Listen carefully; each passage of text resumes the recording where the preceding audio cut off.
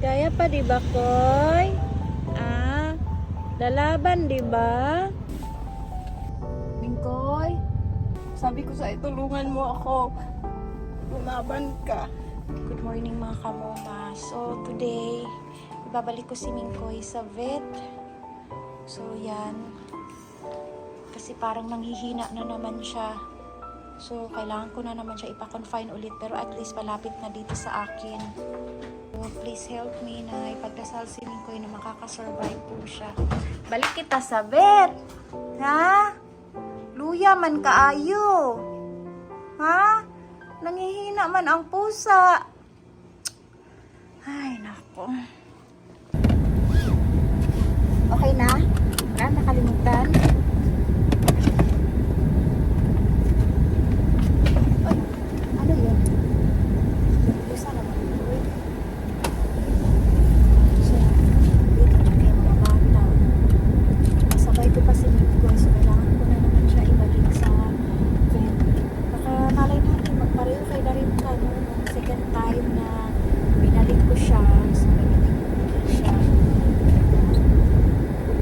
Okay. Para at least ito kasi malapit lang sa akin and so madadaanan ko ba unlike dun sa kabilang branch nila sa main branch. So, malayo talaga sa akin. Kaya nahihirapan ako everyday magpunta doon.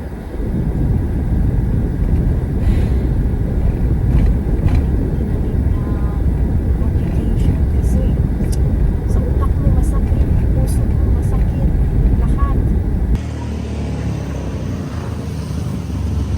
Close pa sila, Koy. Close pa sila, ano. Hintay muna tayo, ha? Hmm?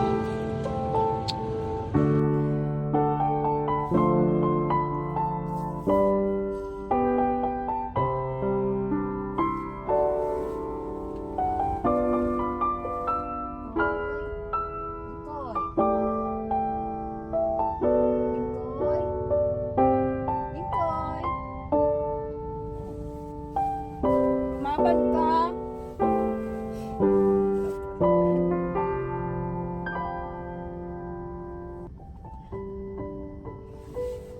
Sabi ko sa tulungan mo ako.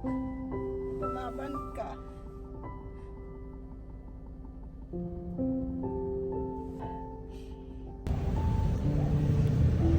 Kaya pa, di ba, Koy? Ah, lalaban, di ba? Kaya pa, di ba? Lalaban para kay Moma? Ha? Sige na, ha? Para may lakas ang Moma ni Mingkoy. Ha? Ha? Please. Ka, Koy. Hige alam nawa ham we eh. We eh. Hige alam nawa ham ko, oh. Ha? Mabang sa awe eh. Mabang am awe eh. Sorry. Ibalik na po ka kay madlo ko sa balay na. Sorry. Binalik ka ni Moma pero at least malapit lang tayo, ha? Ha? Madali lang ikaw ma-visit ni Moma. Hmm? Palaban man yan, Mingkoy. Palaban. Ayan. Help mo, Mama. Dali na. Help mo, Mama. Much better kay dito ka, no? Kay mas malapit ka. Help mo na ako. Sige na.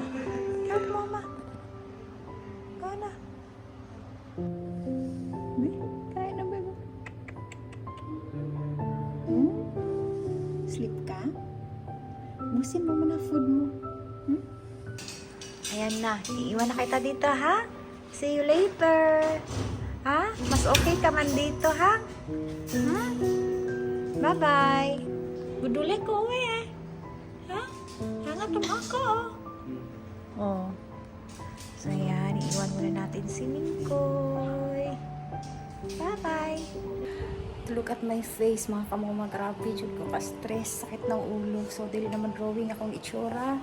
Sobrang sakit din ng ulo ko. Tapos, gubot ka. Tanawa, good. Yan! Super gubot. Super, super duper gubot. So, tapos meron silang bagong kainan para yan mataas yung kanilang kainan.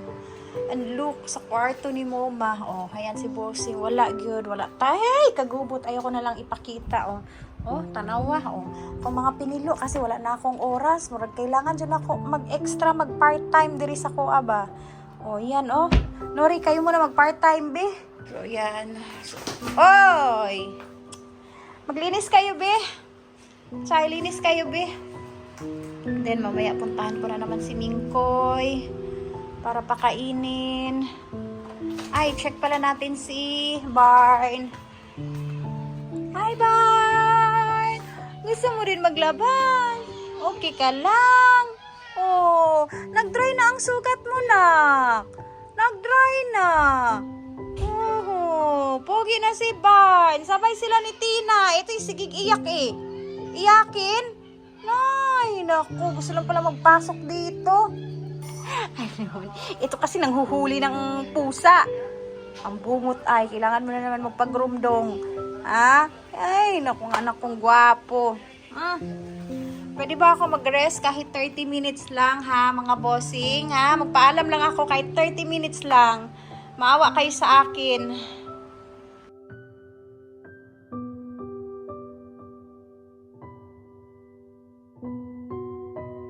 Okay ka lang? Dito na naman Moma mo.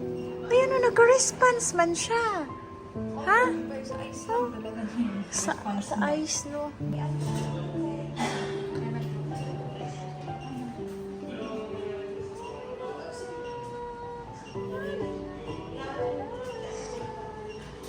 Na-force feed na pala ikaw.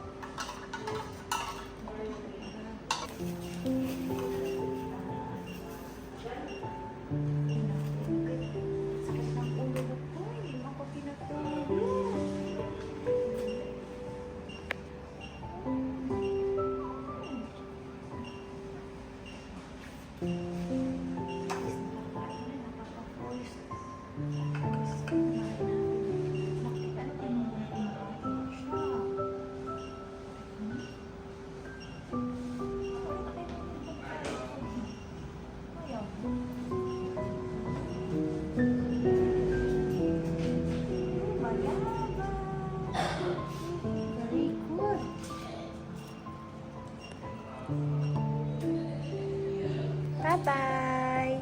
Uwi na kami. Pagaling ka, ha? See you tomorrow. I love you, Mingkoy.